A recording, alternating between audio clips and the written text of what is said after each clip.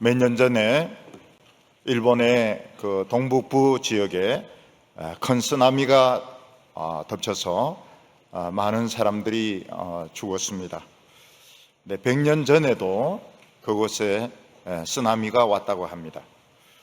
100년 전에 메이지 시대에 쓰나미를 겪었던 노인들은 자손들에게 두 가지를 이야기했습니다.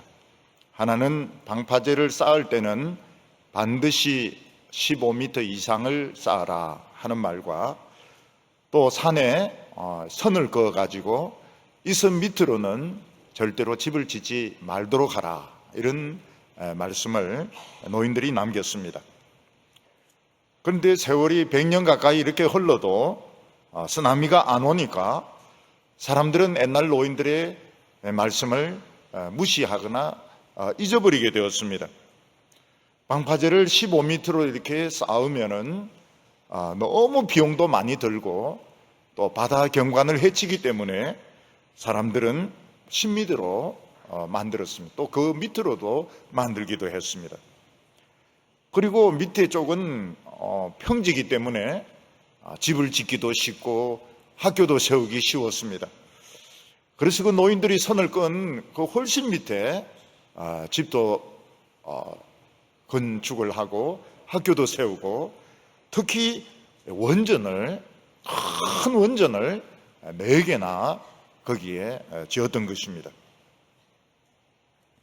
왜 이 원전이 바닷가에 있어야 되는가 하면 그 우라늄을 냉각을 시켜야 되는데 이 바닷물이 필요하기 때문에 그렇습니다. 또 그 물을 이렇게 배출하는데도 바다가 가까운 것이 유리한 것입니다. 그래서 바다 가까운 곳에 집도 많이 들어서고 원전도 4개나, 일본 기술은 절대 실패가 없다, 이런 자신감을 가지고 원전을 건축을 했습니다. 그러다가 어느 날 갑자기 큰 쓰나미가 밀려왔는데 쓰나미 높이는 15m였습니다.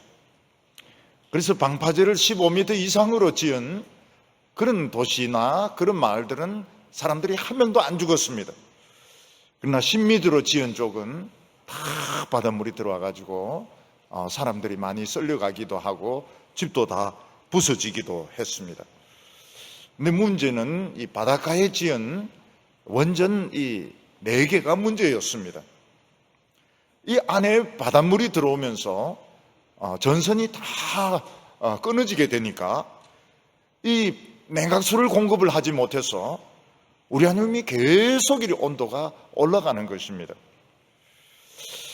그래서 일본은 누군가 그 안에 들어가서 전선을 연결시켜 가지고 이 그 해수를 보내 가지고 우라늄을 냉각시킬 수 있는가?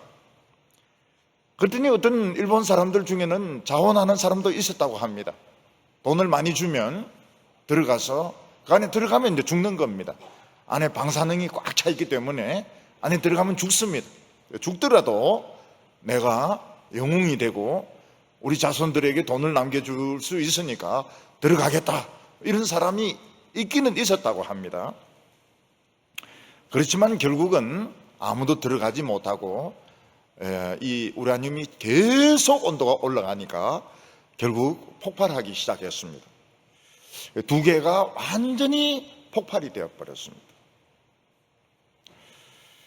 그 뒤에는 그 일대 전체가 방사능에 오염이 되어가지고 사람도 살 수 없고 동물도 살 수 없는 곳이 되었는데, 세월이 지난 후에 사람들이 그곳에 갔을 때 참 끔찍한 장면을 보게 되었습니다. 개나 소들이 목에 줄을 매고 도망을 못 가가지고 굶어 죽은 이런 시체들을 많이 발견하게 되었고, 또 방사능에 오염된 채로 주인 없이 막 돌아다니는 개들, 또 염소들, 또 소들을 많이 보게 되었습니다.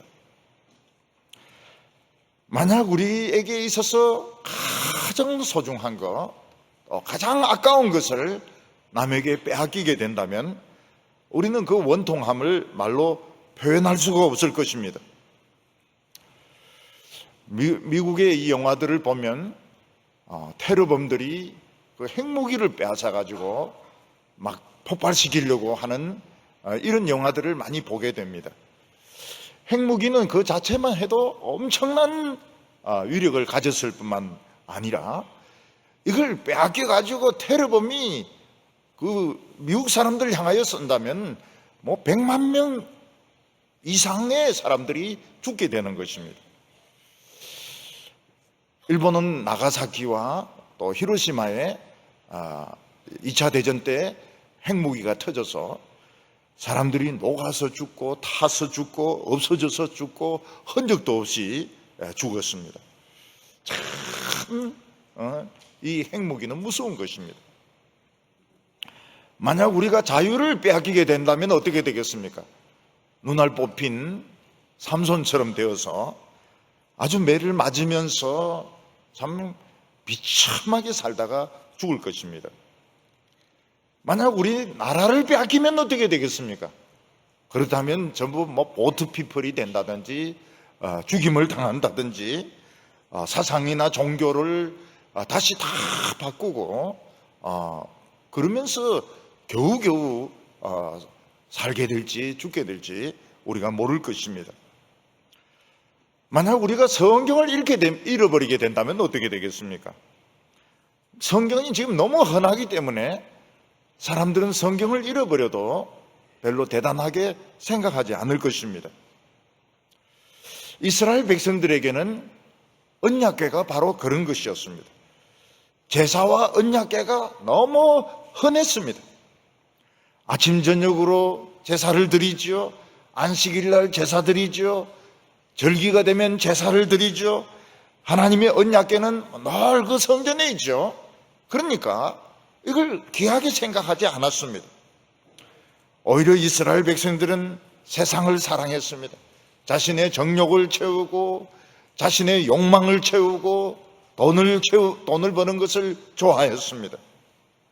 이스라엘 백성들은 세상의 사상들을 사랑했고 하나님의 계명을 깨트리는 것을 오히려 더 원했습니다. 마치 아이들이 이렇게 자라다가 청소년기가 되면 부모님이나 선생님에게 막 어떤 데는 반항을 하면서 막 싫어서 반항하는 것이 아니라 자신의 그 정체성을 찾으려고 막 반항할 때가 있습니다. 인간인 이상 의심을 해보기도 하고 반항을 해보기도 하고 되어들어 보기도 하고 이러지만 할 수 있으면 빨리 정신을 차리고 자신의 길을 찾고 돌아오는 것이 좋습니다. 그런데 끝까지 반항하고 끝까지 고집을 부리고 이렇게 할 때는 자신의 가장 소중한 것을 잃어버리게 되는데 자신의 영혼을 잃어버리게 되고 하나님의 축복을 잃어버리게 되고 나중에는 모든 아름다운 삶까지 다 잃어버리게 되는 것입니다. 이스라엘 백성들은 늘 하나님께 제사를 드리고 늘 언약궤는 거기에 있고 하나님의 말씀은 늘 잔소리 같고 이러니까 그들은 하나님의 말씀을 귀하다고 생각하지 않았습니다. 육체적인 정욕을 채우고 물질적인 탐욕을 채우는 것을 훨씬 더 재미있게 생각을 했습니다. 그 결과 이스라엘 백성들은 하나님이 떠나신 줄 몰랐습니다. 그들은 하나님의 언약궤만 가지고 가면 하나님이 무조건 역사하는 줄 알고 기계적으로 자기들에게 능력을 주시는 줄 알고 언약궤를 가지고 블레셋과 싸웠지만은 3만 명이 죽고 언약궤는 빼앗기고 그리고 그 나쁜 제사장 홈리와 비느하스는 그 현장에서 죽임을 당하고 말았던 것입니다. 일제시대 때 일본은 우리 한국의 모든 학교나 또 교회에 신사참배를 하게 했습니다. 신사참배를 하지 않는 학교나 교회는 문을 닫고 애들도 선생님에게 매를 맞고 목사들도 잡혀갔습니다. 그래서 신사참배를 하고 공부를 하고 신사참배를 하고 예배를 드리는 그런 교회도 많이 있었습니다. 교회를 유지하기 위해서 학교를 유지하기 위해서 신사참배를 하고 공부를 하고 신사참배하고 예배드리고 이런 학교와 교회들이 많이 있었습니다. 그런데 일제가 아무리 탄압을 해도 탄압할 수 없는 것이 있었는데 그것은 하나님의 말씀이었습니다. 우리 이 크리스천들이 하나님의 말씀을 굉장히 뜨겁게 사랑을 했습니다. 일본은 특히 요한계시록을 설교하지 못하게 했고 요한계시록을 읽지도 못하게 했습니다. 그러니까 어떤 목사님은 요한계시록을 싹 다 외워버렸습니다. 목욕탕에 가서 머리를 감으면서 요한이 본 계시라 이러면서 끝에 가서 떼베끼고 수건으로 닦으면 아멘 주 예수의 오시옵소서 하고 딱 이렇게 끝난다는 것입니다. 이분 모욕을 굉장히 오래 하는 것 같아요. 저는 1장 할 때 그냥 끝날 것 같은데 그 어떤 목사님들은 그냥 아멘 주 예수의 오시옵소서 이렇게 하면서 이걸 딱 모욕 시간하고 요한계시록하고 딱 맞았다는 것입니다. 청년들은 어떤 사람들은 또 유학을 가기도 하고 또 만주에 가기도 하고 독립운동도 하고 공산주의에 빠지기도 하지만 거의 대개 젊은이들은 그럴 수가 없었습니다. 교회로 옵니다. 교회로 와서 성경구락부 이래가지고 바이블 스터디를 하고 그리고 이제 그 사경회를 하는 겁니다. 부흥회라고 하지 않고 사경회라고 합니다. 그러면 부인들이 막 이불도 가지고 오고 밥솥도 가지고 오고 그래가지고 막 먹어가면서 그러면서 이 사경회를 했습니다. 그리고 어떤 일이 일어났습니까? 일본에 원자폭탄 2개 딱 떨어지고 일본은 딱 망하는 겁니다. 이게 바로 하나님의 말씀의 능력이었습니다. 아줌마들이 무슨 독립운동을 할 수 있습니까? 청년들이 무슨 독립운동을 할 수 있습니까? 죽으라고 성경 공부하고 죽으라고 기도하니까 원자폭탄 2개 딱 떨어지면서 일본은 망하고 우리나라는 해방이 된 것입니다. 이게 하나님의 능력이고 하나님의 말씀의 능력입니다. 우리는 그걸 믿습니다. 우리는 뭘 믿냐 하는데 우리는 그걸 믿는 것입니다. 하나님의 말씀을 죽으라고 공부하고 죽으라고 말씀 듣고 기도할 때 원자폭탄이 딱 떨어지는 겁니다. 오늘 여기 첫 번째는 빼앗긴 하나님의 언약궤를 보게 됩니다. 원래 이스라엘 백성들이 시내산에서 만났던 하나님은 핵무기의 수억만 배 되는 능력을 가진 분이었습니다. 하나님이 시내산에 임재하시는데 시내산 전체가 불덩어리로 변했습니다. 시내산이 이렇게 앞산, 팔공산 이런 산이 아닙니다. 산맥입니다. 산 어느 지역에 있는 산 전체가 불덩어리로 변했습니다. 그리고 산이 진동을 했습니다. 이 핵무기의 수억만 배 되는 능력이었습니다. 그런데 이스라엘 백성들은 그 하나님의 능력을 언약궤에 모시는데 성공을 했습니다. 이게 광야에서 이스라엘 백성들이 40년간 그 땡볕에서 고생하면서 얻은 결실이 무엇인가 하면 핵무기 수억만 배 되는 능력을 하나님의 궤 안에, 언약궤 안에 넣는데 성공을 한 것입니다. 여호수아는 이 언약궤를 짊어지고 요단강을 건너가는데 요단강이 벽돌처럼 댐처럼 쌓여서 올라갑니다. 새카맣게 올라갑니다. 그리고 이스라엘 백성들은 그 요단강 위를 그냥 마른 땅으로 걸어서 건넜습니다. 이스라엘 백성들은 여리고성을 공격하는데 활을 쏘지 않았습니다. 창을 던지지 않았습니다. 이 언약궤를 가지고 하루에 한 바퀴씩 돌고 일곱째 날엔 7번 돌았는데 팍싹 무너졌습니다. 이게 하나님의 능력이었습니다. 여호수아가 기브온에서 싸울 때 하나님의 언약궤는 어떤 능력으로 나타났습니까? 태양과 달을 머물게 하는 능력으로 나타났는데 그런 일은 그 전에도 없었고 그 후에도 없었다고 말하고 있습니다. 태양아 기브온에 머물러라. 달아 아얄론 골짜기에 머물러라. 태양이 지지 않았고 달이 지지 않았다고 말씀하고 있습니다. 이게 하나님의 언약궤의 능력이었던 것입니다. 이 하나님의 언약궤가 이 정도의 능력을 가지고 있다면 블레셋 사람들이 언약궤를 향하여 몰려오다가 싹 다 죽어야 됩니다. 이 반지의 제왕 같은 데 보면은 이 반지를 낀 그 악마가 쫙 칼을 휘두르면 사람들이 쫙쫙쫙쫙 원전 폭탄 맞은 것처럼 죽습니다. 요즘은 이제 반지의 제왕이 아니고 세대가 이제 바뀌어가지고 뭐 타노스의 장갑이라 그래가지고 장갑에 이제 보석 5개 받고 막 팍 이러면 이제 괴력이 나오는 것입니다.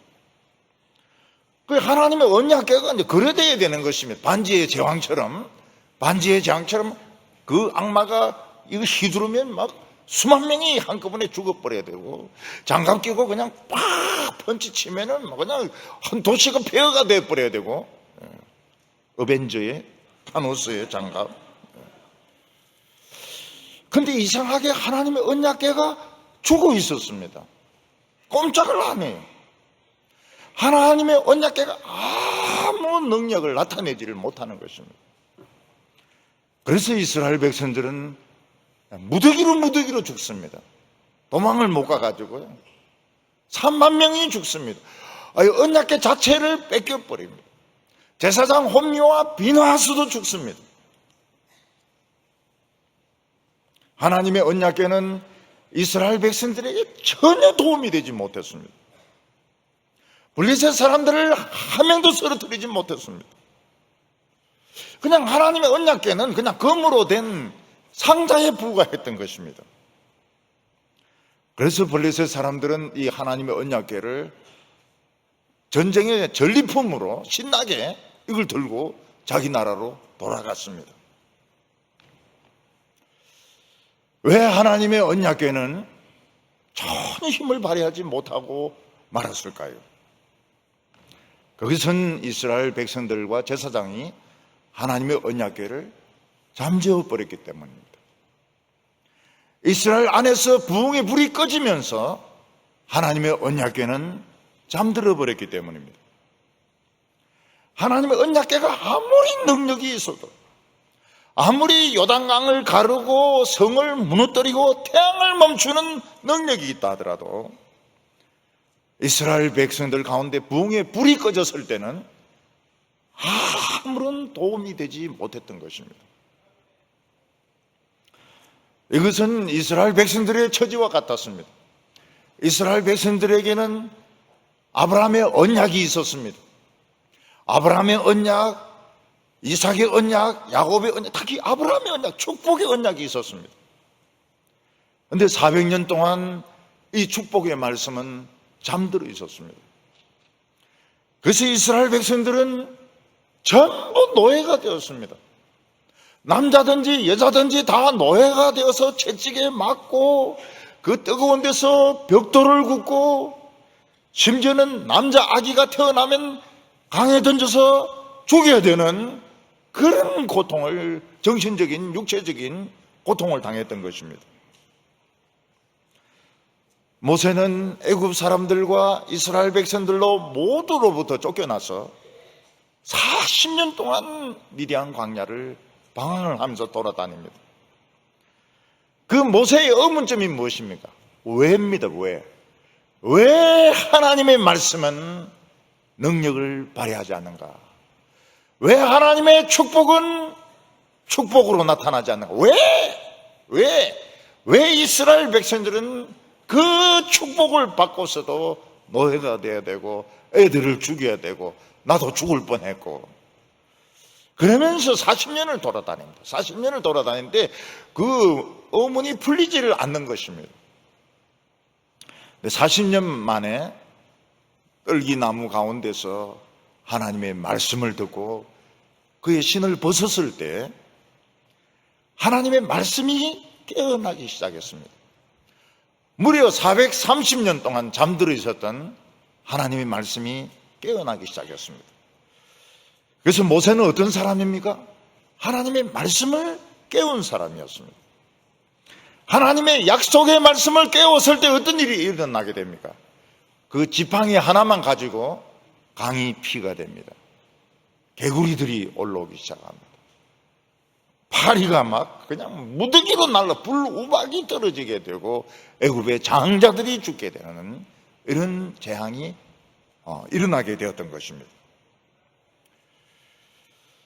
모세는 430년 동안 잠들어 있었던 하나님의 말씀을 깨웠던 것입니다.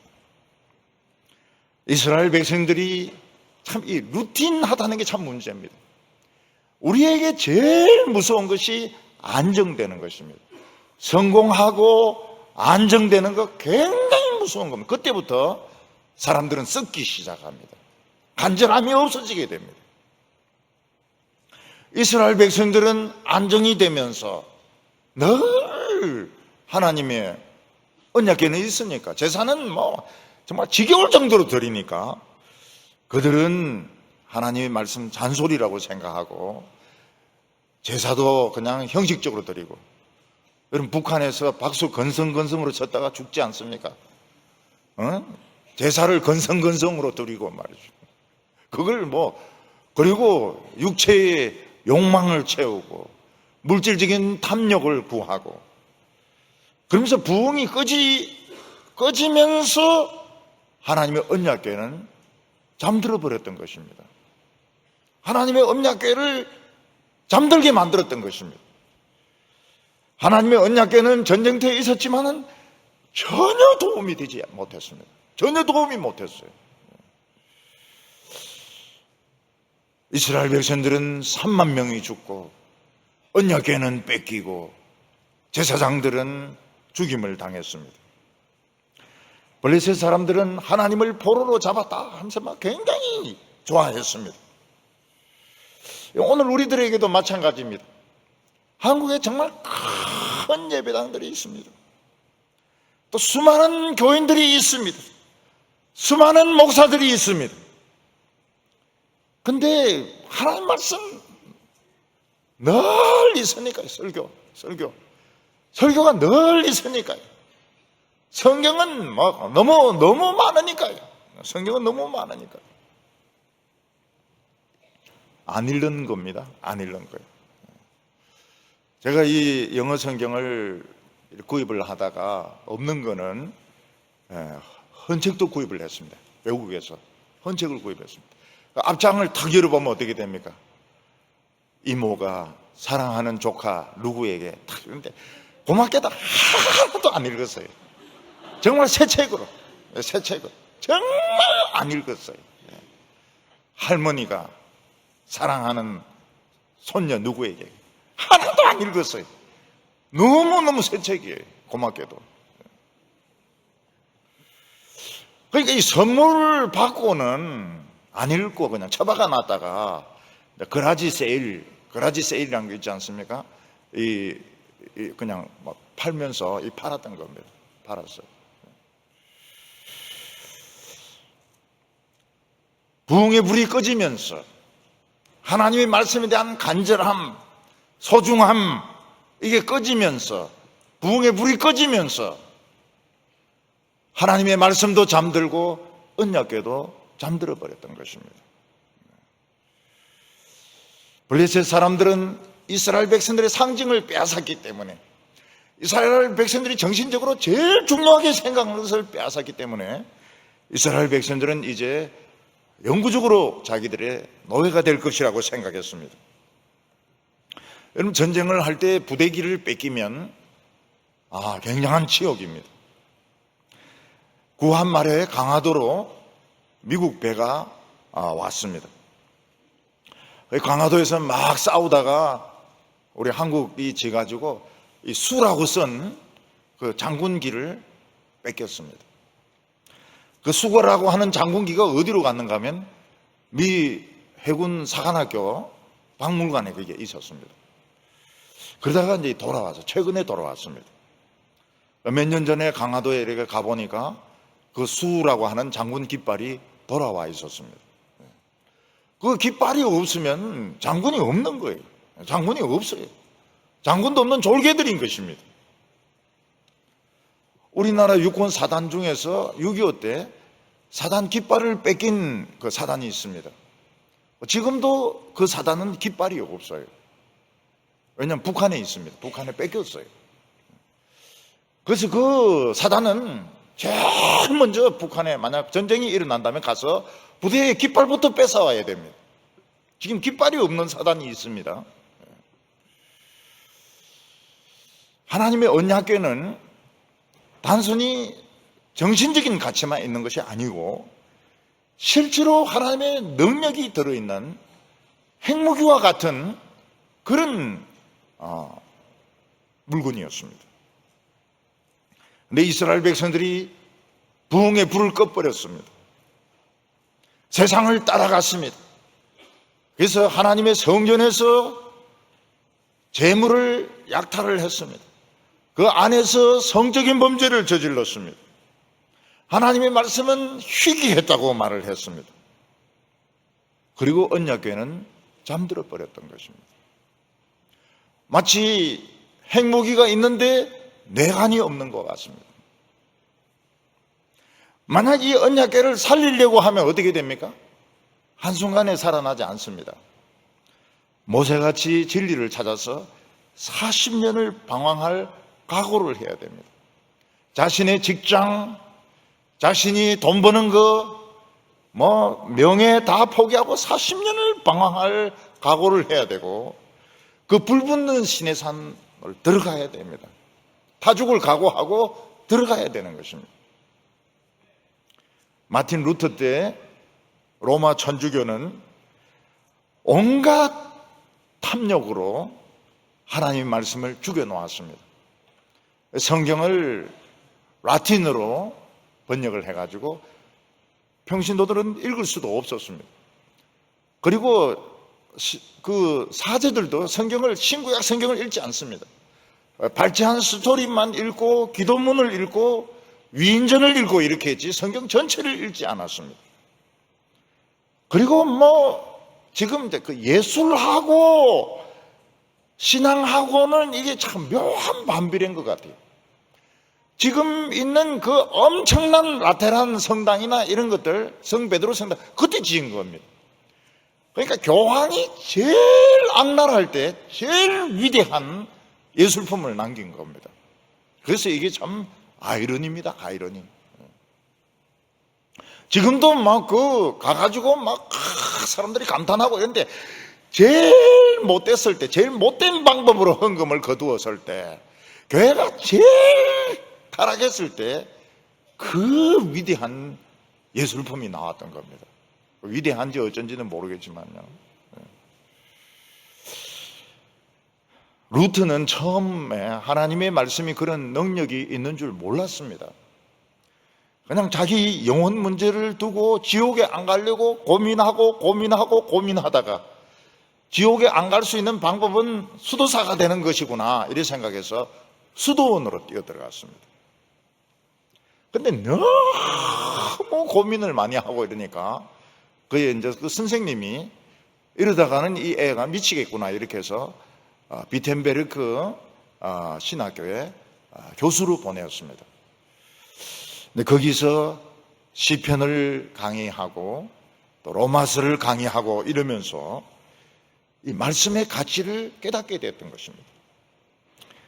그래서 비텐베르크 성당 문에다 95개의 질문을 딱 갖다 붙입니다.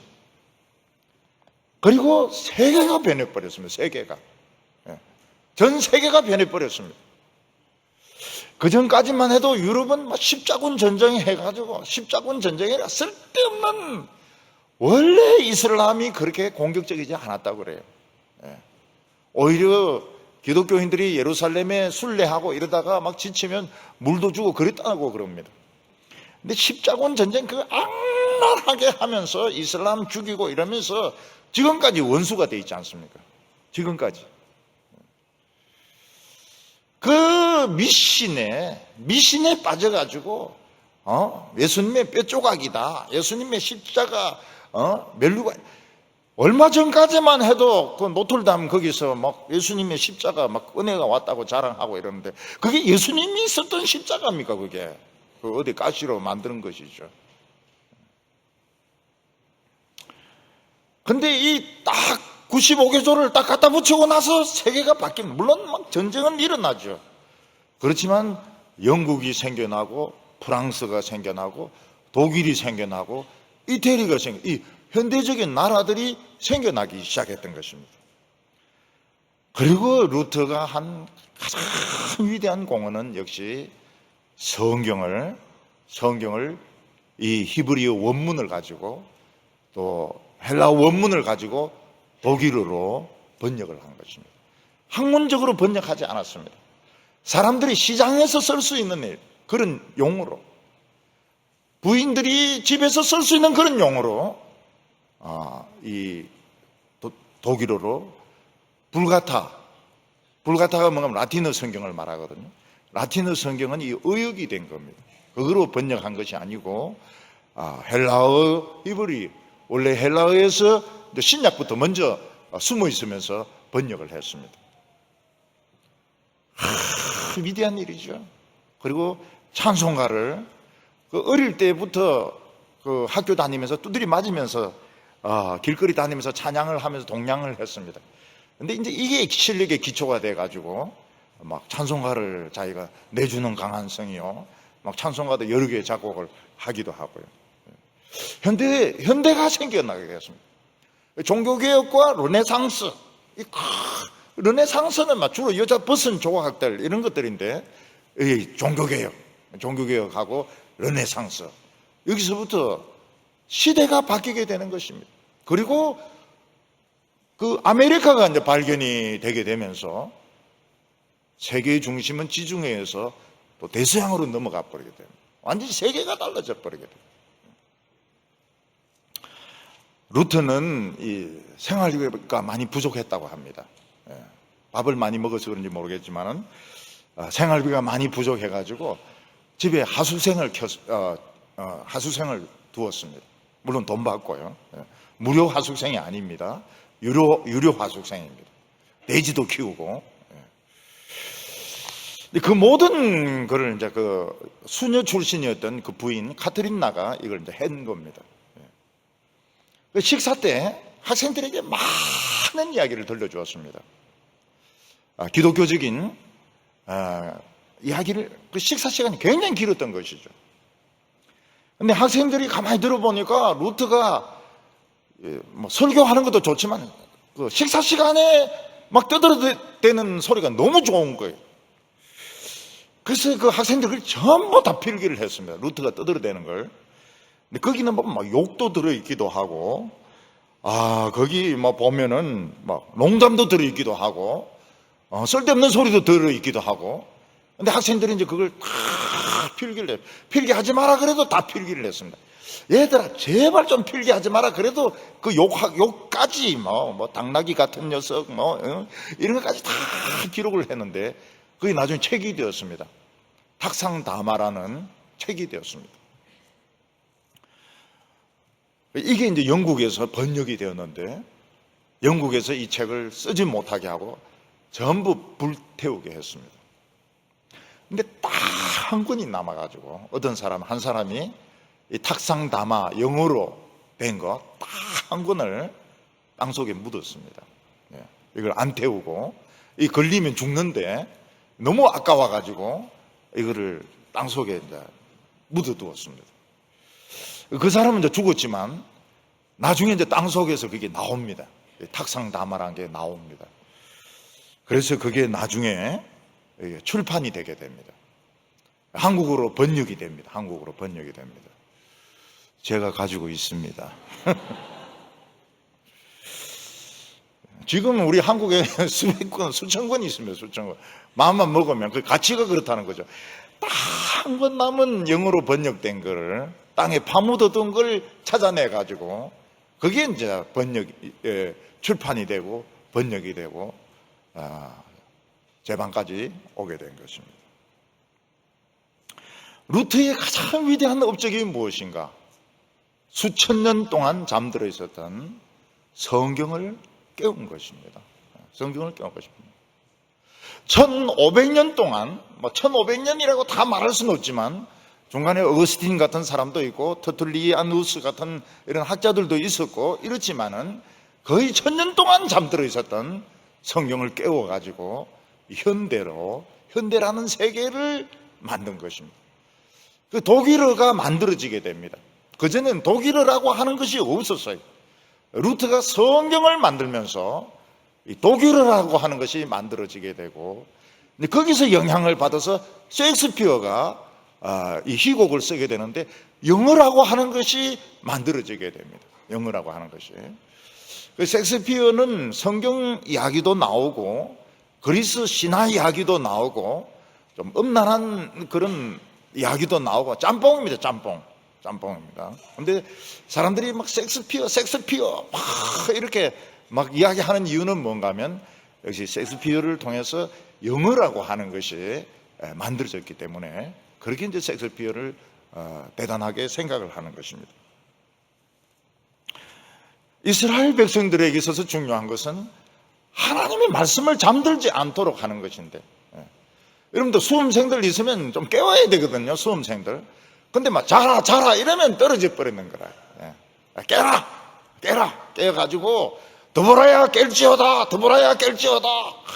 이렇게 해가지고 정신적으로 깨어 있고 말씀을 깨워야 되는데, 그들은 세상 욕심 때문에, 물질적인 정욕 때문에 하나님의 말씀을 잠재웠고 법궤를, 하나님의 언약궤를 잠재웠기 때문에 3만 명이 죽고 참 축복의 보물을 뺏기게 된 것입니다. 언약궤가 없는 이스라엘 백성들은 뭡니까? 아무것도 아닙니다. 아무것도 아니에요. 오늘 두 번째로 보면 하나님의 언약궤가 블레셋에서 잠을 깨는 것을 볼 수 있습니다. 블레셋 사람들은 하나님의 언약궤의 가치를 몰랐습니다. 그들은 자기들의 신 다곤이 이스라엘 신을 이겼다고 생각해서 굉장히 좋아했습니다. 원래 이 다곤은 다가에서 나온 겁니다. 다가, 응? 집에 다가! 여기서 이제 다곤이 나왔는데, 다가가 물고기를 말하는 것입니다. 원래 이 블레셋 족속들은 크레타 섬에서 이주한 해양민족이었습니다. 그래서 물고기를 숭배하는 그러니까 머리는 이제 물고기인 것이죠. 물고기를 숭배하는 그런 해양민족이었습니다. 하나님의 언약궤는 블레셋 사람들에게 빼앗겨가지고 이스라엘 사람이라고는 단 한 명도 없는 블레셋에 붙들려 가 있었습니다. 그런데 놀랍게도 블레셋 땅에서 하나님의 언약궤가 잠을 깨기 시작했습니다. 왜냐하면 이 타락하고 썩은 이스라엘 백성들 가운데 눈 뜨는 것보다는 차라리 이방인들이 더 낫다는 것입니다. 이방인들, 밑바닥이 더 낫다는, 하나님은 밑바닥에서 시작하는 것을 좋아합니다. 어중간한 상태에서 시작하는 것보다는 아예 밑바닥에서부터 새 출발하는 것을 하나님은 좋아했던 것입니다. 그래서 이스라엘 백성들이 또 죽여가지고 하나님의 말씀을 또 잠들게 해서 예루살렘이 멸망했을 때 하나님의 말씀은 바벨론 포로되어 온 곳에서 눈을 뜨기 시작합니다.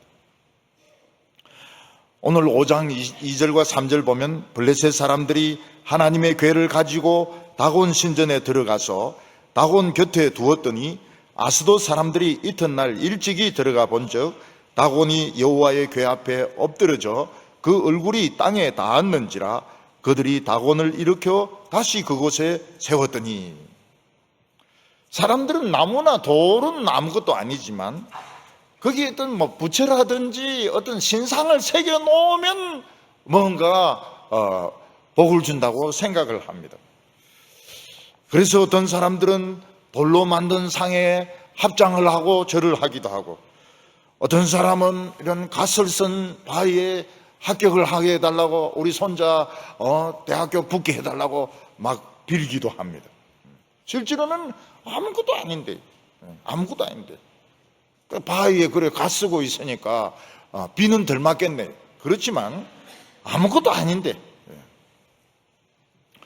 그 블레셋 사람들 다곤 물고기, 아니 돌로 만들고 나무로 만든 물고기 그 먹지도 못하는데 그걸 대단한 신이라고 그들은 생각하고 있었던 것입니다. 여기 보면 다곤은 서 있는 신이었습니다. 앉아 있는 신이 아니고, 우리나라의 이제 부처는 주로 앉아 있지 않습니까? 거의 대개 앉아 있습니다. 근데 누워 있는 곳이 있습니다. 누워 있는 곳.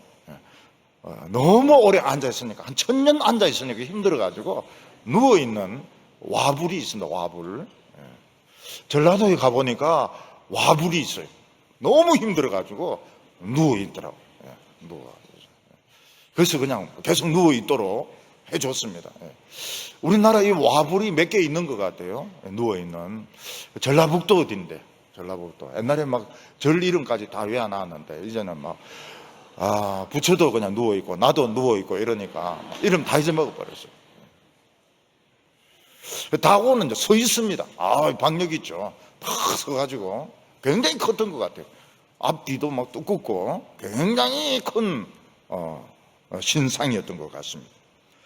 다곤 신상 옆에 두었다 하는데 옆이 아닌 것 같아요. 옆이 아니고 앞에 둔 것 같습니다. 앞에. 왜냐하면 블레셋 사람들이 절대로 다곤 신상하고 하나님을 나란히 두지 않습니다.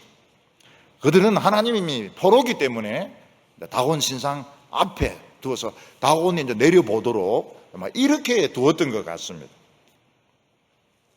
근데 이튿날 블레셋 사람들이 그냥 아침에 별 생각 없이 들어갔다가 깍 소리를 지르는 겁니다. 왜 그렇습니까? 다곤 신상이 팍 엎어져 가지고 하나님 앞에 절하는 것처럼 이렇게 되어 있는 것입니다. 이런 큰 신상이 엎어지면 막 박살이 날 텐데 박살은 안 나고 그냥 얼굴만 땅에 대고 엎드러져 있었습니다. 블레셋 사람들은 이게 우연이라고 생각했습니다. 우연히 우리가 알지 못하는 진동 같은 게 일어나면서 이 신상이 넘어졌는가 보다 이렇게 생각해서 블레셋 사람들은 도로 세워놨습니다. 다곤 신상이 넘어지는 신상이 아닙니다.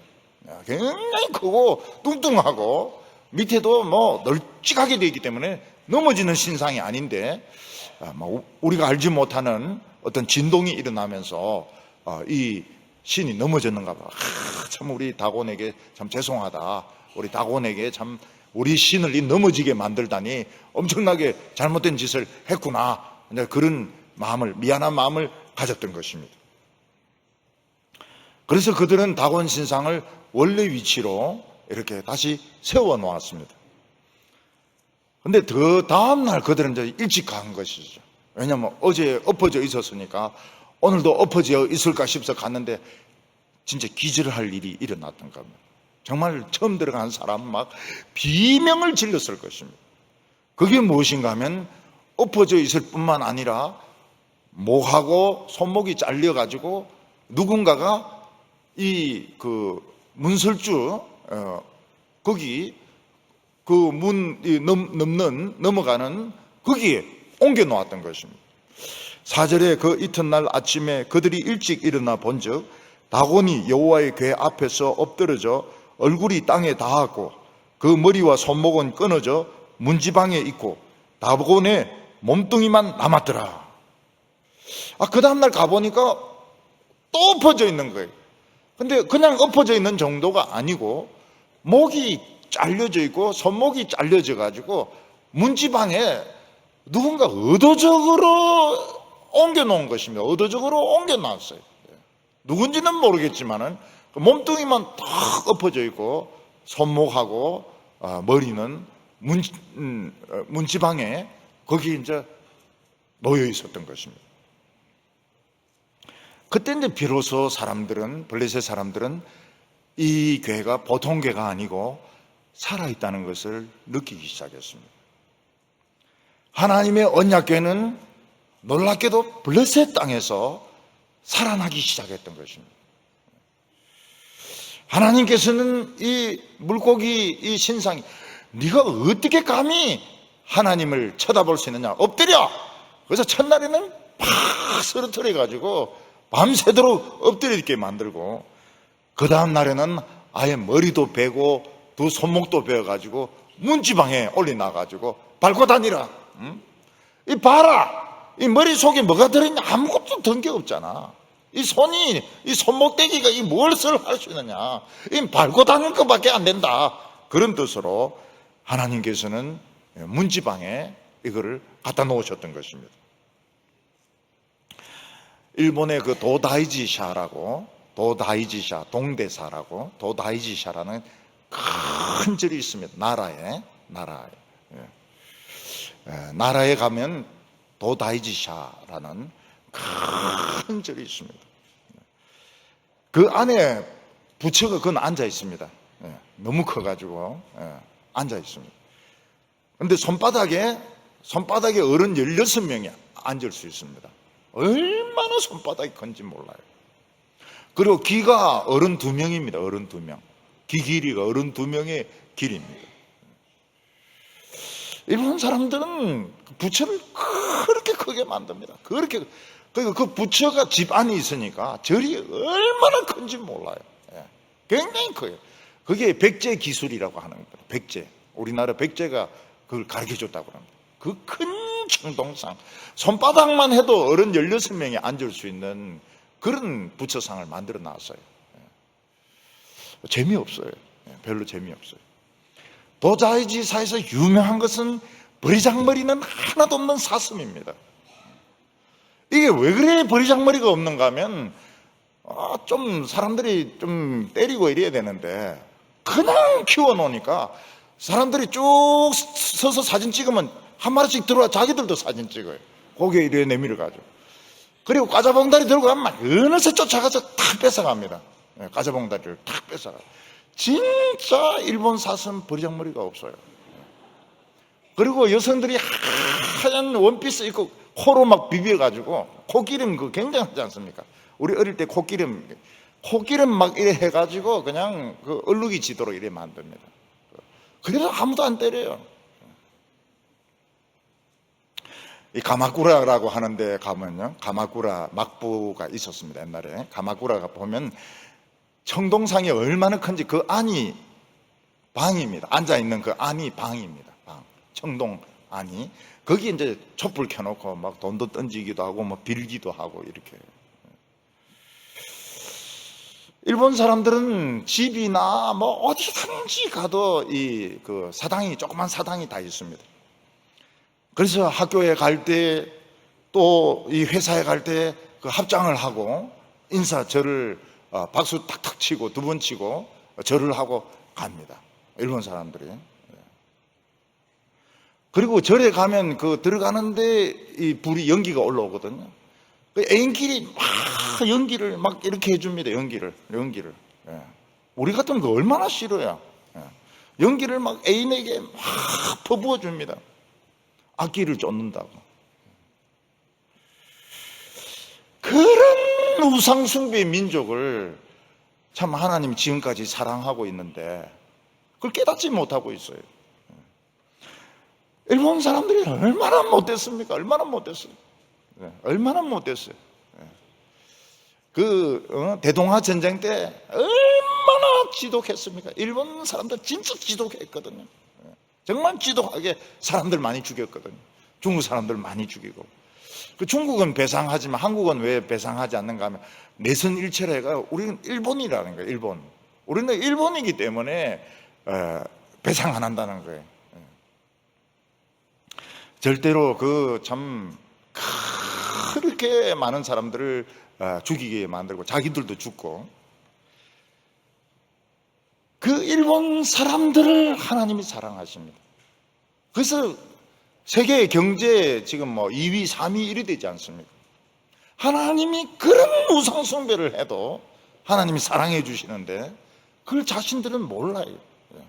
그 큰 부처 만들어 놓고 그냥 학교 갈 때도 막 탁탁 이렇게 손뼉 치고 말이죠. 밥 먹을 때도 막 이렇게 손을 이렇게 해가지고 뭐 이따 닦기마스 이 기도하는 게 아닙니다. 그 잡신에게 이제 이따 닦기마스 이게 이제 받는다는 거거든요. 받는다는 거예요. 그 일본 사람들에게 하나님이 당신들을 사랑한다는 걸 누가 이야기해 줘야 되냐? 우리 한국 사람밖에 없어요. 한국 사람밖에. 한국 사람들이 피해를 입었으니까 일본 사람들 너희 니혼진들 하나님이 사랑하신다, 그 이야기를 해줘야 됩니다. 근데 굉장히 미워하는 분위기를 정치인들이 만들어요. 그게 이제 결속하기 위해서 그러는 겁니다. 그 속지 말아야 돼요. 절대로 속지 말아야 돼요. 우리는 속지 말아요. 뭐 친일파가 쩌저쩌고 이러는데 우리는 일본 사람 사랑하고 중국 사람 사랑하고요. 중국 사람 사랑하고 일본 사람들 사랑하고요. 우리 하나님이 사랑한다는 이야기를 해줘야 됩니다. 해줘야 돼요. 일본 사람들 사랑해줘야 돼요. 사랑을 몰라요. 일본 사람들 사랑을 몰라요. 사랑을 굉장히 부담스럽게 생각합니다. 우리는 뭐 사랑을 당연하게 생각하잖아요. 사랑 안 해주면 막 물려고 덤벼들잖아. 일본 사람들은 사랑을 몰라요. 그래서 하나님이 사랑하신다, 그걸 우리가 가르쳐 줘야 되고, 과거를 용서를 해줘야 되고, 그걸 다 합니다. 다 알지만 정치인들이 그걸 이용을 하는 거예요. 그 정치인들에게 속아 넘어갈 필요가 없습니다. 블레셋 사람들은 다곤의 머리와 손목이 문지방에 있기 때문에 문지방을 밟지 않았습니다. 이건 밟을 그밖에 안 된다는 거예요.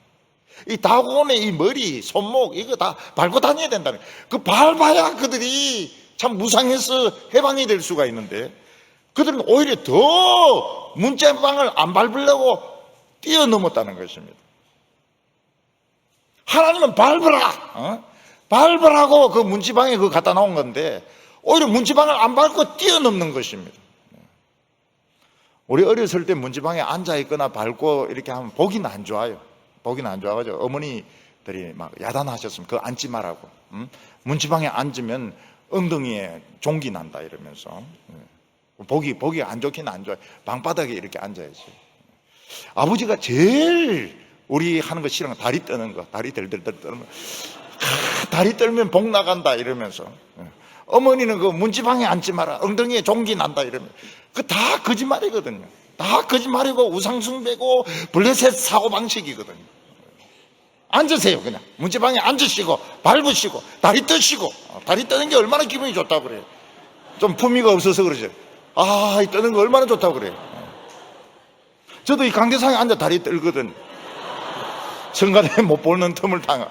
기분 굉장히 좋아요. 강대상 위에서 다리 떨떨떨떨 떨고 있으면. 교인들이 볼 것 같으면 딱 중지하죠. 설교 시간도 다리 떨면 이 기분 굉장히 좋아요.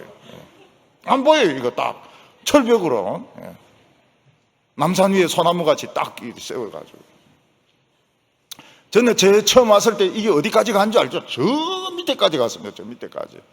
강대상이 막 쫙 돼가지고. 왜 그렇게 크게 만듭니까? 다리 떠는 거 못 보게 하려고. 이 다곤 신상 이거 아무것도 아닌데 그냥 밟고 다니라. 문지방에 놓고 그냥 밟아버리라는 거예요. 그러면 블레셋 사람들도 이 믿음이 좀 생기는데, 정반대로 막 불쩍 뛰면서 문지방 밟으면 막 큰일 나는 줄 알고 그렇게 하고 있다고요. 우리 동지 동지 되면 팥죽 안 먹어요. 팥죽 먹으시라고요. 팥죽 얼마나 또 맛있습니까? 팥죽. 근데 우리 어릴 때는 다 나이대로 먹어야 됩니다. 나이대로. 8살이면 8개, 9살이면 9개, 10개 먹었다가는 막 형들인데 터집니다. 너 그렇게 빨리 늙어버리면 어떻게 하려고 그래? 너 올해 10살 되고 내년에 20살 되고 빨리 죽으면 어떻게 하려고 그래? 그래서 우리는 막 정확하게 그 숫자 지켰어요. 언제부터 그게 없어진지 모르겠어요. 그 숫자 헤아릴 필요가 없는 겁니다. 그거 빨리 늙는 게 아니에요. 우리는 이 세상 공부를 불불 떨고 있는데 그런 사람들이 공부를 못합니다. 공부 네가 뭔데? 팍팍 밟아버리고 말이죠. 책도 막 줄 꺼버리고 말이죠. 공부하기 싫으면 때려쳐버리고 말이죠. 이런 사람이 공부를 잘하는 것이지, 막 불불불불 떨면서 막 책을 막 한 번도 안 읽겠습니다. 떼탈까 싶어가 너무 신성해가. 그게 무슨 공부가 됩니까? 비싼 책 사가지고 막 외국에서 사가지고 한 번도 안 읽어요. 그 누가 좋아하겠습니까? 폐지 장사들을 좋아합니다. 아무것도 아니에요. 하나님 외에는 아무것도 아니에요. 좋은 대학교도 아무것도 아니고 좋은 직장도 아무것도 아니고 지금 우리 살아있는 게 지금 최고로 중요한 겁니다. 일제시대 때 일본 사람들이 우리 민족의 전기를 끊어놓는다 해가지고 중요한 바위에 말뚝을 다 박아놨습니다. 또 우리나라 사람들이 보통 사람들입니까? 그것도 말뚝을 찾아서 다 뽑았어요. 새 말뚝을 다 뽑았습니다. 그래서 민족 전기가 살아났어요. 그런 게 어디 있어요? 그 뭐 박혀 있으나 없으나 그냥 멍청한 놈은 늘 멍청한 것이고 그냥 여기 박혀 있어도 똑똑한 놈은 똑똑한 거고 말이죠. 그들은 우리 민족에게 치욕을 안겨다 주기 위해서 창경궁이 그 왕궁을 동물원으로 만들었습니다. 창경원. 우리는 어릴 때 늘 창경원 했지 창경궁이란 말을 못 들어봤어요. 거기 들어가면 뭐 짐승들이 있으니까요.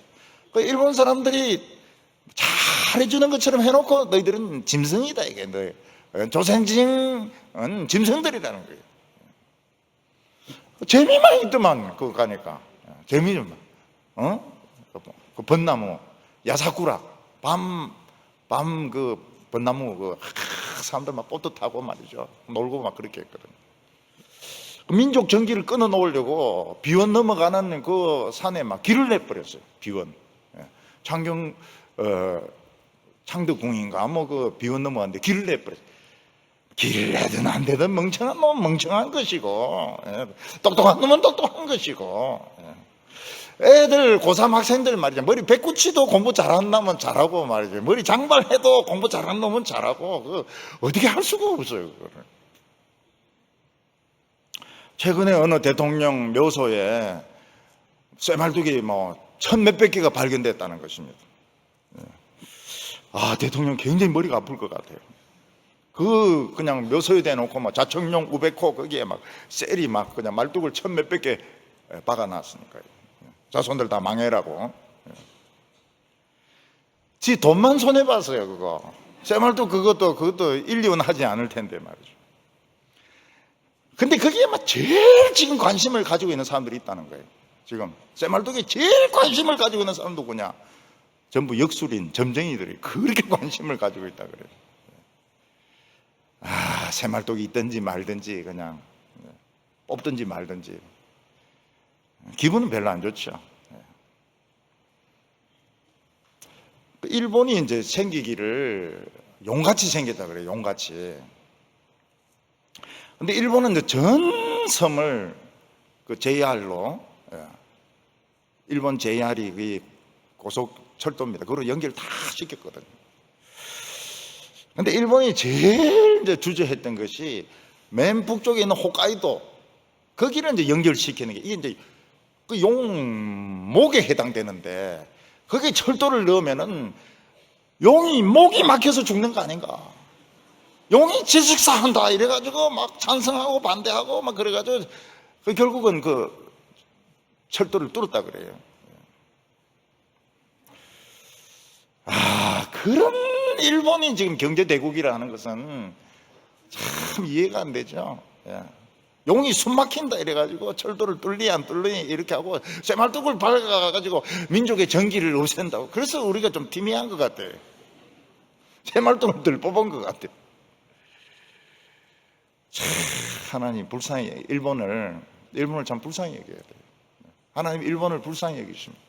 저는 일본 사람 참 불쌍히 여기세요. 불쌍한 마음이 들어요. 일본 사람들 보면 전부 참 불쌍한 마음이 들어요. 일본이 대단하다 그런 생각이 안 들어요. 일본 참 불쌍하다. 근데 하나님은 사랑하시는구나. 그걸 이제 일본 선교사들 보내가지고 사랑한다고 하나님이 사랑한다고 좀 이야기를 한국 사람밖에 할 사람이 없어요. 북한도 너부갓네살입니다. 그 김씨 그 큰 상을 만들어가지고요. 그 큰 상을 만들어가지고 거기서 막 다 절을 하게 만들고 90도로 절을 하게 만들고 너부갓네살 같이 그 절 안 하면은 막 수용소 보내든지 죽여버리고 말이죠. 그리고 막 10만 명이 거기서 막 집단 체조를 하고. 이번에 시진핑이 갔는데 시진핑이 평양을 방문했는데 25만 명이 환영하러 나왔고 10만 명이 체조를 했고요. 근데 제일 인기를 끌은 것은 리설주의 한복이라고 하지 않습니까? 근데 리설주의 한복이 어디서 온 겁니까? 남한 겁니다. 남한 거. 남한에서 유행하는 한복이라고. 이 남한이 참 대단한 것 같아요. 25만 명이 막 만세 만세 막 이렇게 하고 10만 명이 막 뒹굴고 이리 뒹굴고 저리 뒹굴고 이러는데 리설주 동무의 그 한복 남한에서 주었는지 그걸 만드는 그 한복이 눈에 딱 들어오는 거예요. 그게 최고의 인기였다는 거예요. 뭐 하다가 이야기가 그렇게 갔는지. 너부갓네살, 다곤 발부라는 거예요. 발부라. 그러니까 북한의 김정은이도 참 불쌍한 사람이에요. 진짜 불쌍한 사람이에요. 불쌍해 죽겠어요. 핵무기만 끌어안고 벽에도 아니고, 우리는 그 벽에가 딱 하면 모양도 이렇게 딱 두상대로 돼가 편하게 자고 이런데 그 핵무기 끌어안고 이렇게 자는데 사람을 얼마나 많이 죽였어요. 공무부도 죽였죠. 너무 많이 죽였어요. 그 귀신들이 가만히 있겠습니까? 밤마다 나타나가지고 내 머리 돌려달라고 말이죠. 귀신들이 말이죠. 우리 6.25 때 남한 쪽에 이제 장군이 백선엽 아닙니까? 그때 그 소리를 하고 있어요. 너무 많은 사람들이 죽었기 때문에 밤만 되면 귀신들이 나타난다는 거예요. 수많은 귀신들이 나타난다는 거예요. 그런데 이 사람 지금 100살까지 지금 살아있어요. 거의 100살 다 됐습니다. 밤마다 죽은 귀신들이 나타난다는 거예요. 여러분, 우리는 왜 자꾸 다른 나라를 겁을 내는지 모르겠어요. 일본도 참 큰 우상숭배도 하나님 사랑하고 계시고, 북한은 진짜 그 사람도 많이 죽이고 말이에요. 그 너부갓네살이고, 너부갓네살 손자면 벨사살이네, 벨사살. 벨사살이라고. 거기다가 말 못할 이런 엄난한 짓도 하고 말이에요. 엄난한 짓 한 사람은 끝이 안 좋더라고요. 끝이 안 좋아요.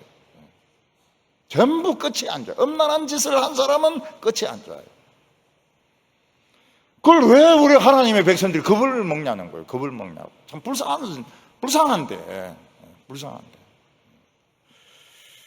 망하지 않으면 이상하죠. 그렇게 하고도 망하지 않으면 이상하죠. 핵무기 가지고 있어도 망한 겁니다. 하나님의 언약에는 이방인 나라에서 살아나고 있었습니다. 잠을 깨고 있었습니다. 오늘 저희들은 하나님의 말씀을 살려야 됩니다. 하나님 말씀을 의미 있게 자신에게 적용하고 의미 있게 기도하고 세상을 겁내면 안 돼요. 서울대 출신 이런데 그들이 얼마나 나라를 망치고 말아먹은지 몰라요. 서울대 출신들이 참 좋은 사람도 있어요. 그 중에 보면은 좋은 사람도 있지만 얼마나 나라를 정치하고, 서울법대 출신들 아닙니까? 저는 서울법대 싫어요. 서울공대가 좋지 서울법대 너무 싫어요. 그 나라를 얼마나 망쳐 먹었습니까? 그 겁낼 거 하나도. 우리 할머니들이 훨씬 낫습니다. 우리 할머니들 엉터리 설교들은 벌써 막 딱 표정이 달라져요. 이건 너부갓네살이다 이러면서 벌써 설교 안 듣습니다. 루트는 하나님 말씀을 살려내었어요. 로이드 존스도 19세기에 20세기에 하나님 말씀을 살려내었습니다. 하나님 말씀을 살려내야 하나님의 백성들이 아름다워질 수 있습니다. 자신감을 가질 수 있습니다. 우리 청년들의 미래가 복을 받을 수 있습니다. 오늘 세 번째로 감당할 수 없는 하나님이 나타나고 있습니다. 원래 하나님은 핵무기 수억만 배 되는 위력을 가진 분이십니다. 그래서 블레셋 사람들이 단숨에 죽어야 됩니다. 그냥 반지의 제왕처럼 쫙 해가 다 죽어야 됩니다. 그런데 그러면 하나님을 아무도 모르기 때문에 하나님은 자신의 능력을 줄이고 해서 컨트롤을 하셨습니다. 조금씩 나타나게 하셨습니다. 왜냐하면 하나님을 알리기를 원하셨기 때문에. 블레셋 사람들은 그 작은 하나님의 능력, 억만배 되는 하나님의 그 억만분의 1 되는 하나님의 능력 앞에서도 감당할 수가 없었습니다. 블레셋 사람들은 언약궤를 가져오긴 왔는데 이걸 어떻게 이걸 컨트롤 해야 되는지 방법을 몰랐던 것입니다.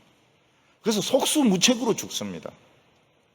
6절에 여호와의 손이 아스돗 사람에게 엄중히 더하사 독한 종기의 재앙으로 아스돗과 그 지역을 쳐서 망하게 하니, 하나님은 아스돗 사람들에게 독한 종기가 나게 하셨습니다.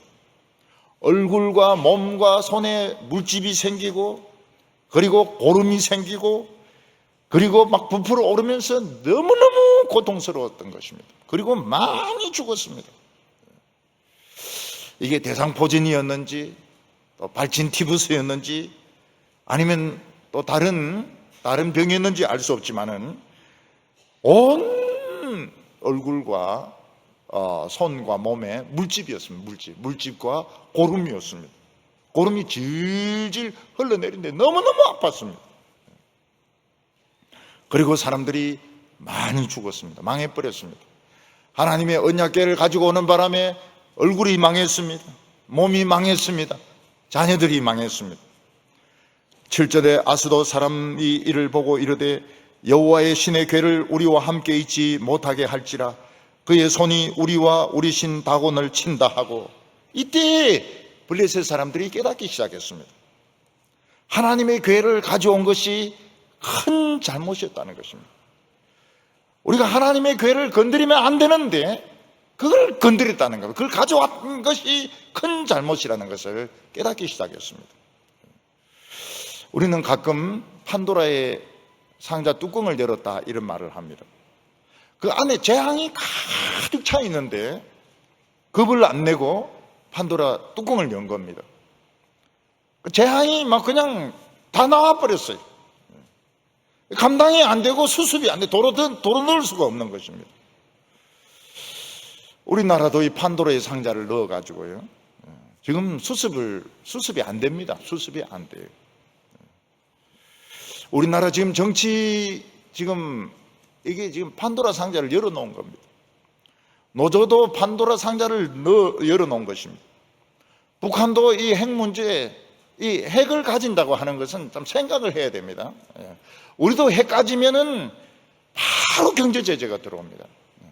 지금 우리가 굉장히 기도하면서 아슬아슬하게 넘어가고 있는 게 세컨더리 보이콧입니다. 세컨더리 보이콧은 북한을 도운 데와 관계하는 데를 치는 것입니다.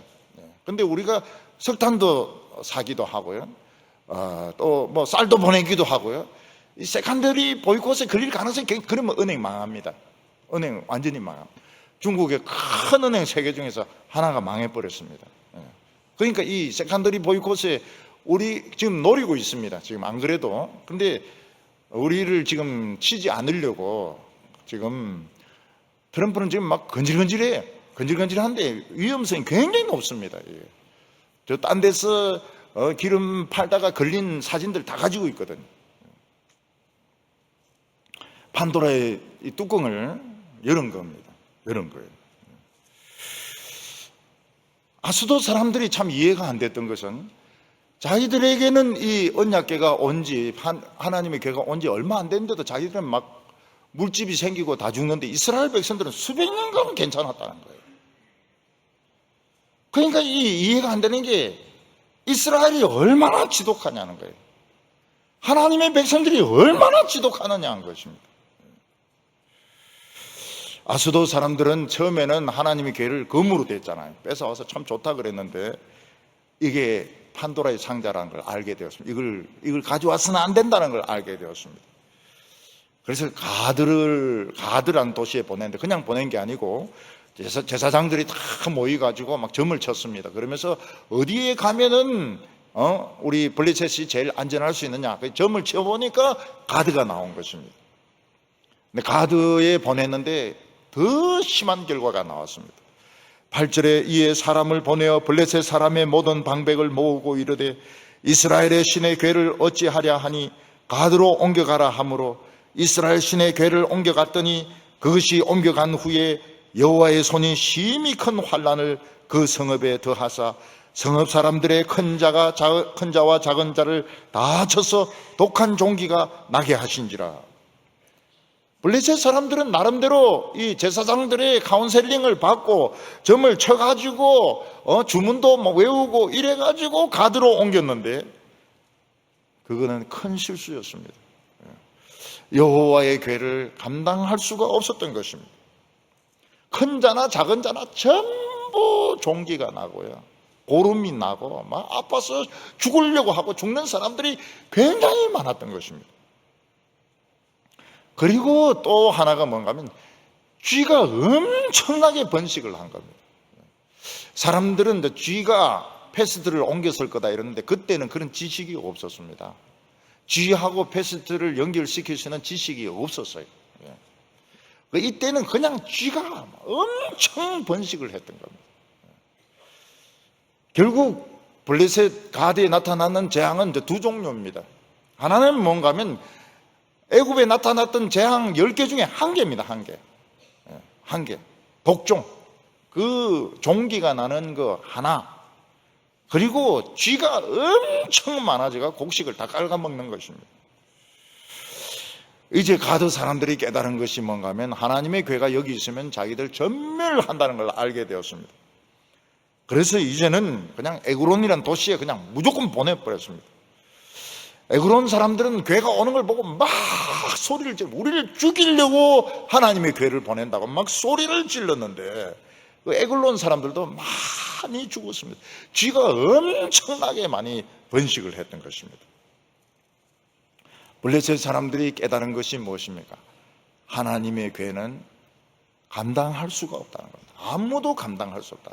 이스라엘 백성들 말고는 아무도 감당할 수 없다는 것이었습니다. 11절과 12절에 보면 이에 사람을 보내어 블레셋 모든 방백을 모으고 이르되 이스라엘 신의 궤를 보내어 그 있던 곳으로 돌아가게 하고 우리와 우리 자손이 죽임 당함을 면하자 하니 이는 온 성읍이 사망의 환난을 당함이라. 거기서 하나님의 손이 엄중하심으로 죽지 아니한 사람들은 독한 종기로 치심을 당해 성읍의 부르짖음이 하늘에 사무쳤더라. 이렇게 말하고 있습니다. 블레셋 사람들이 내린 결론이 무엇입니까? 이 언약궤는 우리가 손대면 안 되고 저 지독한 이스라엘 백성들에게 보내야 된다는 겁니다. 그들이 뭐 종기가 생기든지 말든지 죽든지 말든지 이거는 이스라엘 백성들에게 돌아가야 된다는 결론을 내렸습니다. 이걸 보면 이스라엘 백성들이 얼마나 독한 줄 알 수 있습니다. 그냥 몇 달도 못 돼가지고 막 사람들이 막 그냥 죽어나가는데 이스라엘 백성들은 수백 년 동안 괜찮았던 것입니다. 오히려 복을 받았습니다.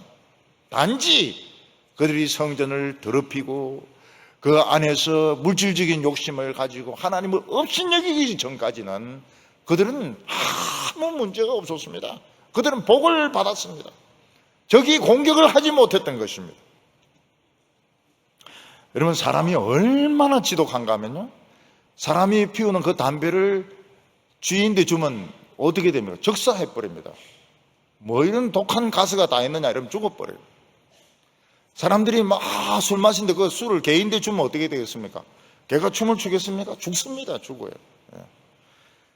그런데 인간들은 그 담배와 술을 같이 피우고 마시면서도 막 50년, 60년, 70년까지 살거든요. 신약 성경에 보면 군대 귀신이 있지 않습니까?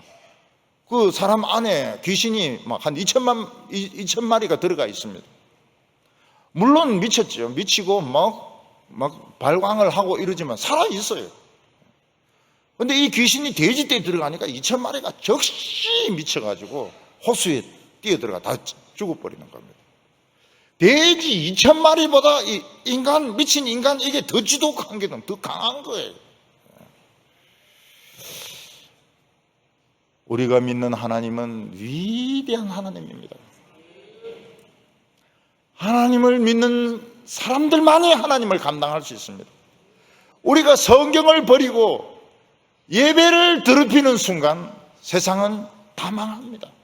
하나님을 감당할 수 있는 사람은 우리밖에 없어요. 그래서 다른 사람들에게 건드리지 말라 그랬어요. 내 믿는 거 건드리지 마라. 내 건드렸다가는 너희들 뾰루지 정도가 아니고 종기 나고 다 죽는다. 우리 하나님 믿는 것을 그냥 내버려 두어야 너희들도 산다고. 요즘은 직장들마다 이 신우회가 있지 않습니까? 신우회가 참 좋은 도움을 합니다. 그 사고라든지 이런 위기를 하는데 이 신자들의 기도 모임이 굉장히 도움돼요. 군대에서도 마찬가지입니다. 군대에서도 그 신우회가 있고요. 또 장교 부인들의 모임이 있습니다. 장교 부인들도 꼭 군인이에요. 군인. 헌금 딱 그다가 두 줄로 딱 쓰가 들어오는데 보면은 완전 군인입니다. 그리고 앞에 나와서 사회하는 분은 누구실까요? 3스타 부인입니다. 대표 기도는 2스타 부인입니다. 1스타는 이 밑에서 성경 읽기를 합니다. 그리고 이제 대령부터는 이제 성금 그다가 쫙 이렇게 오는 거예요. 근데 완전 군인이에요. 우리가 믿는 하나님은 위대한 하나님이십니다. 100만 군대보다 더 강하십니다. 핵무기보다 더 강하십니다. 못 고치는 병이 없습니다. 겁낼 게 없죠. 겁낼 게 없어요. 하나님의 말씀을 깨우는 자는 위대한 사람. 이 사람이 모세고, 이 사람이 마틴 루터고, 이 사람이 로이드 존스고, 하나님의 말씀이 이런 뜻이다. 이게 최고로 위대한 겁니다. 신학 가지고 뜨르르르르 어려운 소리, 못 알아듣는 소리 해봐야 교회 다 죽습니다. 교회 다 죽어요. 하나님의 말씀을 깨우는 사람이 결국은 사탄을 이기는 겁니다.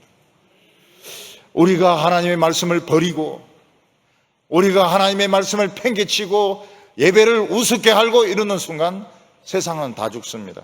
세상 사람들은 암으로 죽습니다. 또 정신적인 우울증으로 죽습니다. 돌연사로 죽습니다. 전쟁으로 죽습니다. 자동차 사고로 죽습니다.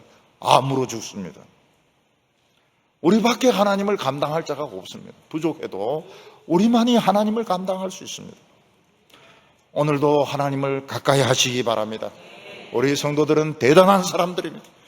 그래서 모든 사람들을 살리고 축복하는 성도들 다 되시기를 바랍니다. 기도드리겠습니다. 거룩하신 하나님 아버지, 오늘도 저희들이 하나님의 언약궤 앞에 나와서 기도하고 찬송하고 말씀 듣게 하여 주시니 감사합니다. 하나님 아버지, 하나님을 모르는 사람들 참 불쌍한 사람들입니다. 일본 사람들 불쌍합니다. 하나님 아버지, 북한 통치자들 불쌍한 사람들입니다.